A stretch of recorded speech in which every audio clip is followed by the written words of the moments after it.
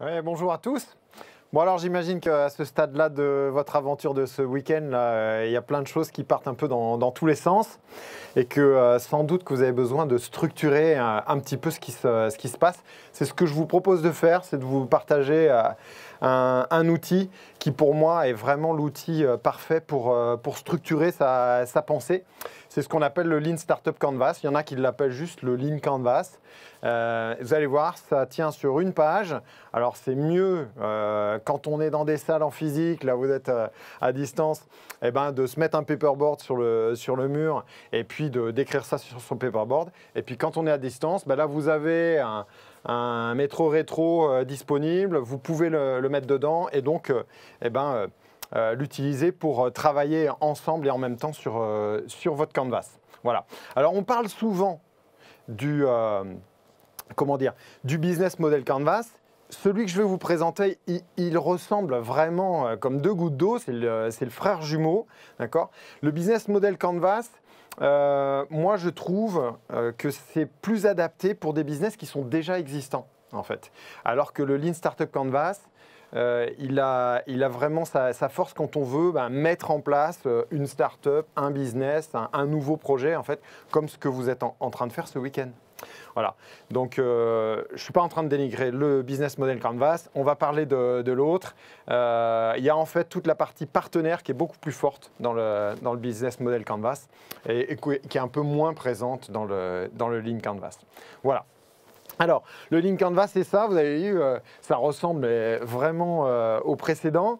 C'est un certain nombre de cases qu'il faut remplir et on va les parcourir ensemble. La clé en fait du Lean Startup Canvas, c'est de les remplir dans le bon ordre. Donc il y a un ordre qui, pour moi, se prête beaucoup mieux à l'exercice. Et on va... alors, ce n'est pas très naturel parce que vous allez voir, on passe de la droite à la gauche. Mais en tout cas, c'est dans cet ordre-là qu'on peut vraiment bien structurer sa pensée. Et on commence à droite, en fait. On commence avec les segments de clientèle. Donc, avant de parler de la problématique, alors c'est pas comme quand on pitch, là on va commencer à parler des gens à qui on s'adresse, en fait. Donc, vous pouvez y mettre plusieurs choses. Grosso modo, si c'est assez concis, un Lean Startup Canvas, c'est que c'est fait pour ne pas y mettre trop de choses, en fait. Donc là, vous allez y mettre, moi ce que je préconise, c'est 3 à 5 lignes ou typologies en fait, de segments de clientèle auxquels vous pouvez vous adresser. Donc ça peut être des catégories socio-professionnelles, ça peut être est-ce que je suis plutôt sur du B2B ou est-ce que je suis plutôt sur du B2C ou des choses un peu plus complexes encore. Donc, alors 3 à 5 points, mais l'idée c'est de ne pas être trop large. Non plus, et de dire je m'adresse au grand public, d'accord, et de ne pas être non plus trop restreint. Et donc c'est un petit peu entre les deux qu'il faut se situer. D'accord. Et une fois que vous avez fait ça, ce qu'on va remplir dans la partie haute en fait, de cette partie de la droite, là où vous voyez le numéro 1, eh bien, ce qui est bien, c'est de se poser la question de qui vont être mes early adopters, en fait. Qui vont être mes premiers utilisateurs? Quelles sont les personnes qui aujourd'hui sont chaudes bouillantes pour venir utiliser le produit ou le service que vous êtes en train de mettre au point. Voilà. Une fois que vous avez fait ça, vous allez à l'autre bout en fait, du canvas. Vous allez, et seulement à ce moment-là, expliciter la problématique, le problème. Alors même chose, il faut être sur 3 à 5 points maxi dans sa problématique. Et puis, décrire justement quel est le problème. Alors, quels sont les produits qui sont manquants, quels sont les services qui sont manquants, quelles sont les frustrations en fait, qui peuvent exister aujourd'hui chez les personnes auxquelles vous vous adressez, chez ceux que vous avez définis dans votre première case. En fait, c'est... alors, je vais mettre un peu d'anglais dessus, mais c'est un peu plus le pain, comme on dit dans les startups souvent. Ça peut être aussi la description des opportunités qui se présentent à vous. Voilà, ça c'est ce qu'on va remplir dans la partie haute de la case sur le problème. Et puis, avant de finir ce travail-là, vous avez la partie basse qui consiste à dire quelles sont les alternatives existantes. Alors je sais que vous êtes en train de nous concocter des trucs qui n'existent absolument pas et pour lesquels il n'y a pas d'alternative. Mais il y a toujours en fait des alternatives, il y a toujours des choses qui répondent plus ou moins bien aux problématiques que vous venez de décrire. Mais c'est par bribes, c'est un ensemble de choses que vous allez piocher ici ou là. Bon, bah c'est ces choses-là qu'il faut quand même décrire dans les alternatives existantes. Voilà. Vous avez dit qui était concerné, qu'est-ce qu'ils ont comme problème. Et bien à ce moment-là, et seulement à ce moment-là, vous allez parler de la solution et de ce que vous proposez. Alors la case, elle est toute petite de la solution, d'accord ? C'est votre troisième case. Et là, vous allez mettre juste les grandes caractéristiques en fait, de ce que vous proposez. Vous allez mettre... souvent, on peut parler de MVP, hein, ce qu'on appelle le Minimum Viable Product chez les Anglais. Bon, bah, c'est vraiment on ne vous demande pas de décrire les choses dans une large description. Non, c'est les points principaux, l'essentiel sur lequel se base votre solution et qui répond à la problématique que vous avez décrite avant. Donc ça, c'est des choses assez précises. Alors, ce que je dis parfois, c'est... peut-être qu'il y en a qui connaissent, alors en tout cas si vous ne la connaissez pas, il faut la regarder, elle doit avoir 11 ans maintenant ou 12 ans. Il faut regarder le TEDx de Simon Sinek qui dit « Start with why » pour comprendre aussi quand on travaille comme ça sur une innovation, comment on structure sa pensée. Et bien là, ça fait référence que vous mettez dans la solution, c'est plutôt le what et le how. Okay, comment je le fais et qu'est-ce que je propose exactement. Et le why, on va le trouver un peu plus tard. Vous allez le trouver justement dans cette case centrale. Cette case centrale, c'est la proposition de valeur unique. D'accord ? Alors, qu'est-ce qu'on met là-dedans qu'on n'a pas dit dans la case précédente. Bah là, on va vraiment donner les dimensions de sa différenciation. Qu'est-ce qui fait que je suis complètement différent des autres ? C'est quoi mon plus par rapport aux autres ? Qu'est-ce qui va faire qu'ils vont acheter mon produit ou mon service que je suis en train de mettre au point ?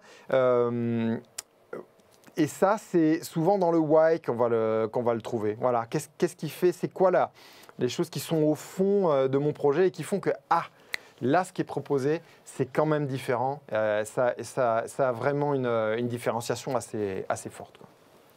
Donc voilà. La proposition de valeur unique, c'est pareil. Hein. Il n'y a pas énormément de place à l'intérieur. Comment dire ? Elle enchaîne sur la partie basse, en fait. Alors pourquoi je regardais la partie basse, c'est le pitch, d'accord ? Donc c'est une fois que vous en êtes là, normalement, vous avez suffisamment d'éléments pour pitcher justement votre projet. Parce que pitcher un projet, c'est quoi ? C'est dire de qui on parle, c'est expliquer cette personne-là quel problème elle a, et de donner les solutions, et seulement ensuite, les solutions qu'on a, en insistant bien sur le caractère unique et la différenciation qu'on a. Donc en fait, une fois que vous en êtes là, vous devez avoir les éléments principaux déjà de votre pitch. Voilà. Alors, c'est peut-être le bon moment d'ailleurs pour faire la transition par rapport à ce qui va se passer pour vous ce week-end. Demain, vous allez pitcher. Votre Lean Canvas, il ne va pas vous servir à pitcher en fait. Il va peut-être vous servir d'ailleurs à structurer votre pitch à ce moment-là.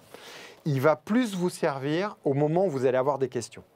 D'accord ? Quand vous allez avoir des questions, on va venir probablement vous chercher, vous challenger sur des éléments qui sont justement plus basés sur le business. Et vous allez voir, notamment dans les cases qui vont suivre, que c'est en ayant travaillé sur un canvas comme celui-là qu'on a structuré et qu'on a pensé à ce que, justement, à tous les éléments principaux du projet.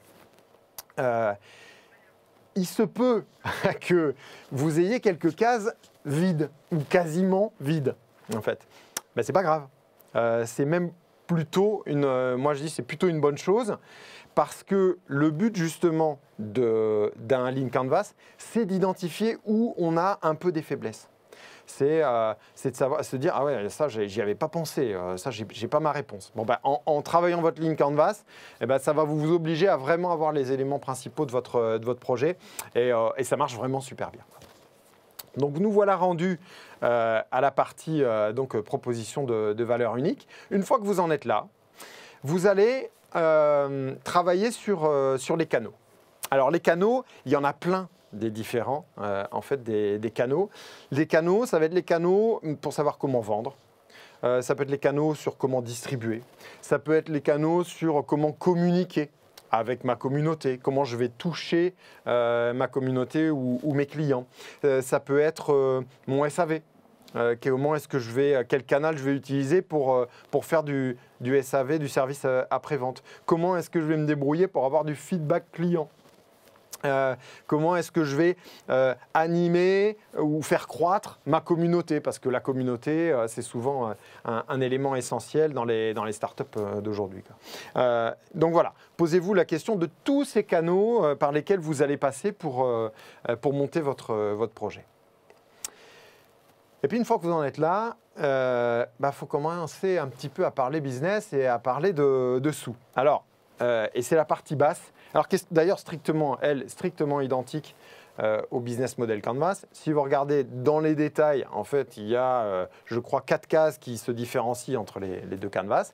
Donc, dans la partie basse, vous allez donner d'abord vos sources de revenus. D'accord ? Ça, c'est la 6e case que l'on voit.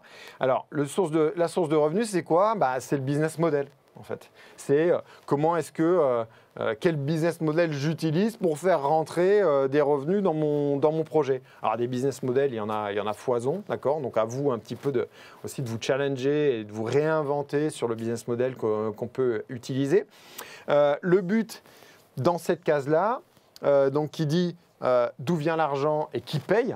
En réalité, c'est de donner ces quelques lignes. En général, parfois en une ligne ou en 2 lignes, c'est suffisant pour définir combien on a de revenus.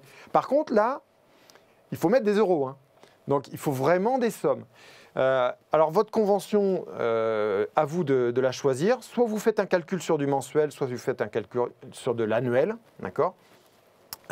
Mais vous devez faire votre calcul comme ça. Le but n'est pas de dire, voilà, j'ai un produit, je le vends à 10 € l'unité, point. Non, le but c'est de dire, j'ai un produit, je le vends à 10 € l'unité, et puis j'ai prévu pendant le premier mois d'en vendre tant, le deuxième temps, le troisième temps, etc. Ou en moyenne sur l'année, je vais en vendre à peu près autant, ce qui va me faire un chiffre d'affaires de ça. Et puis à côté, j'ai peut-être du service aussi. Mon service, je vais le vendre tant, et puis je vais vendre ma prestation X fois dans l'année. Voilà. Ça vous fait un chiffre d'affaires en fait annuel. Comme ça, fait à la grosse louche, mais ça va vous donner une idée de vos revenus. Alors, plutôt au départ, pendant votre première année, ou bien au bout d'un moment, quand vous sentez que la machine est lancée. Le but, c'est de voir si vous arrivez à équilibrer en fait les choses. Et à l'équilibrer avec quoi ? À l'équilibrer avec la case suivante. D'accord ? Le but, c'est de l'équilibrer avec les coûts. Donc, c'est pareil. Sur les coûts, on n'est pas sur des choses qui sont très détaillées. D'accord ? On va donner si vous arrivez à mettre 8 lignes dans la case, déjà, ça va être beaucoup. Bon, c'est de dire grosso modo, en coût, je vais avoir des salaires, ça va coûter autant. Je vais avoir des frais de communication, ça va me coûter autant parce que je vais faire des ads en ligne, etc. Vous allez détailler un peu vos différents coûts qui sont inhérents à votre activité. Et là, en fait, il faut voir si ça s'équilibre, ces 2 cases en bas.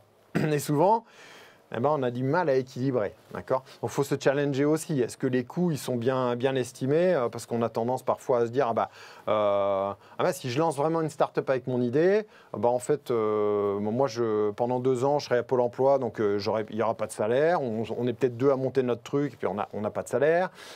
Mais ça, dans la durée, ça ne tient pas. Au bout d'un moment, vous allez avoir besoin de toute façon de vous rémunérer. Parfois, on sous-estime un peu justement les ressources dont on a besoin pour toutes les compétences dont on a besoin pour son projet. Donc, challengez-vous quand même sur vos coûts. Et puis, si vous voyez que ça ne suffit pas, à vous de savoir répondre sur comment est-ce que j'arrive justement à faire cette balance. Alors, je fais une petite parenthèse. Moi, dans mes activités et mes passions, je fais partie d'Alsace Business Angels. Donc, je rencontre très régulièrement des startups qui cherchent à lever des fonds. Bon, les startups qui cherchent à lever des fonds, c'est parce qu'elles n'arrivent pas à équilibrer justement entre les deux cases du bas, tout du moins au départ, qu'elles vont chercher des fonds à l'extérieur, ce qui leur permet de vivre pendant les premiers temps, jusqu'à ce que justement l'équilibre soit trouvé en fait à ce moment-là. Donc, après, si vous voyez que l'équilibre n'est pas là, eh bien, à vous de savoir aussi imaginer la manière d'aller trouver les financements dont vous aurez besoin. Et puis, quelle hauteur de financement aussi. Parce que si je vais chercher à faire un crowdfunding, je ne vais peut-être pas avoir le même niveau de financement que si je fais une levée de fonds, par exemple. D'accord ? Encore que sur le crowdfunding, maintenant, on commence à avoir des beaux montants parfois qui arrivent à être levés. Donc voilà un petit peu sur la partie basse. Donc là, on est vraiment dans le cœur de mon business, comment est-ce qu'il va tourner, quoi. Une fois que vous en êtes là, vous êtes presque au bout, en fait. Il vous reste ensuite la case suivante, qui est la case des indicateurs de performance, les KPIs, comme certains les appellent. Alors, le but, là aussi, c'est pas de faire une liste exhaustive des KPIs, d'accord ? Le but, c'est d'en avoir peut-être que 2, mais peut-être 5, mais pas plus, en fait. Parce qu'une fois que vous serez passé justement sur vos différentes cases que vous avez jusque-là, vous avez bien en tête les enjeux qui vont concerner votre projet. Donc, vous avez normalement bien compris quels sont les indicateurs qui vont vous permettre de savoir si vous êtes bien on track sur votre projet. Est-ce que vous êtes bien sur le plan que vous vous êtes fixé. Donc voilà, ces indicateurs. Alors, forcément, vous allez trouver des indicateurs sur le développement de votre activité, hein. Ça c'est évident. Mais ce qu'il faut bien identifier, c'est les choses qui sont aussi à côté de ça. Donc ça n'est pas que du business, justement. Ça peut être des choses qui sont un peu plus qualitatives. Si vous avez un projet qui est beaucoup plus basé sur de la communauté et de la présence, eh bien, vous allez peut-être avoir des indicateurs sur le nombre de personnes que vous arrivez à enrôler sur votre projet. Ça peut être des indicateurs si vous êtes sur une solution digitale, ça peut être des choses sur la volumétrie que vous avez sur votre solution digitale. Il y a plein de choses qu'il faut imaginer et elles doivent en tout cas toutes marquer et être marqueurs de la progression de votre projet. D'accord ? Et puis, on en arrive à la dernière case, qui est la case de l'avantage compétitif. Alors, celle-là, elle est souvent assez compliquée à remplir parce que on ne comprend pas toujours forcément ce qu'on doit mettre dans cette case-là de l'avantage compétitif qu'on n'a pas déjà dit par le passé. D'accord ? Alors, en fait, et puis, si vous voyez, vous avez les petites phrases en plus à chaque fois qui vous expliquent. Avantage compétitif, c'est en quoi est-ce que vous avez une longueur d'avance sur la concurrence. Il y a plusieurs notions que vous pouvez mettre dans cette case de l'avantage compétitif. En anglais, il y en a qui parlent de unfair advantage. Voilà. C'est quoi le petit truc que j'ai qui est peut-être pas super correct, mais qui fait que les autres, ils auront du mal à me rattraper, en fait, ou qu'ils auront du mal à me concurrencer. Pour ceux qui sont comment dire, familier avec les modèles de Porter, eh ben, dans Porter, dans le modèle de Porter, c'est la barrière à l'entrée en fait. Comment est-ce que je vais sécuriser mon business et fixer des barrières à l'entrée qui vont me permettre de soit prendre de l'avance, soit garder l'avance que j'ai déjà, soit augmenter mon avance. Alors, ce qu'on peut mettre dedans, alors là, il faut parfois un peu se creuser, il faut un peu se faire challenger. Parfois se faire challenger par des coachs, donc c'est aussi pour ça que pendant le hackathon, il y a des coachs qui sont là et qui sont disponibles et qui peuvent justement regarder. Alors ils connaissent les canvas, les coachs, ils connaissent ça même par cœur, ils dorment avec leur canvas, les coachs. Quand vous leur présentez un canvas, l'avantage pour un coach, c'est justement d'avoir en quelques secondes, minutes peut-être maximum, une bonne vue de ce que vous voulez faire. Si quelqu'un qui lit votre canvas le regarde et comprend pas bien où vous voulez aller, c'est que vous n'avez pas suivi toutes les recommandations qu'on vous a données jusque-là. Normalement, c'est vraiment un moyen très très efficace de comprendre tout de suite vraiment la substantifique moelle du projet, quoi. Donc, voilà, se faire challenger aussi sur ses avantages compétitifs. Quand il y a une case qu'on n'arrive pas à remplir, souvent c'est celle-là, parce qu'on n'a pas forcément pensé à ce qui faisait que j'ai vraiment protégé mon activité. Mais il faut y penser assez tôt en fait à ça, parce que si on n'y pense pas au départ, ça peut être quelque chose après, on se laisse emporter par la dynamique en fait du projet, et puis on n'a pas forcément, on n'a plus forcément la tête justement à ça. Alors on peut mettre quoi dedans? Très classiquement, vous pouvez y mettre des brevets, par exemple. Alors ça c'est assez simple pour dans les cas des startups qui montent un projet et puis qui ont de la propriété intellectuelle, eux ils ont des brevets, ils ont déposé leurs brevets. Ça c'est vraiment, je dirais, c'est la meilleure définition qu'on peut avoir de l'avantage compétitif, quoi. Mais vous pouvez avoir aussi des accords. Imaginons que vous avez passé ou que vous avez prévu de passer, ou peut-être que certains d'entre vous dans les équipes travaillent dans des boîtes avec lesquelles ils savent qu'ils vont pouvoir très facilement en fait ouvrir certaines portes et peut-être dealer avec cette boîte-là. Je vois, il y a des super boîtes qui accompagnent le hackathon. Là, on a des boîtes comme Aguerre par exemple. Si vous travaillez chez eux, peut-être que c'est un moyen de finalement démarrer le business plus vite que d'autres qui, eux, n'ouvrent pas forcément la porte aussi vite que ça de certaines entreprises. Donc ça peut être ça peut être des accords que vous allez passer. Ça peut être, par exemple, vous avez la notion de licence exclusive. Si j'ai une licence exclusive sur une zone géographique au moins, ça va être difficile pour les autres de venir et de me concurrencer aussi. Donc il y a pas mal de choses comme ça. Et puis vous avez une catégorie d'avantages compétitifs qui est pas à négliger selon moi, c'est le réseau personnel. Voilà. Parce que si j'ai un projet dans l'électricité par exemple, et puis que mon tonton, il se trouve que c'est le vice-président d'un groupe d'électricité, ça va peut-être aider en fait ce genre de choses. Ou si le père de ma copine il travaille dans telle ou telle boîte, ça va peut-être m'aider aussi. Voilà. Donc réfléchissez à vos réseaux parce que de plus en plus aujourd'hui, c'est une dimension qui a beaucoup de poids en fait dans les projets. Vous avez très probablement tous des réseaux LinkedIn, mais nos réseaux LinkedIn, ils grossissent, et puis on ne les regarde pas toujours. Moi, ça m'arrive de temps en temps, quand je suis missionné, quand j'ai des missions particulières et que j'ai besoin de contacter des gens, de rebalayer mon réseau LinkedIn. Alors, ça me prend un peu de temps maintenant parce qu'il y a quand même plusieurs centaines de personnes dedans.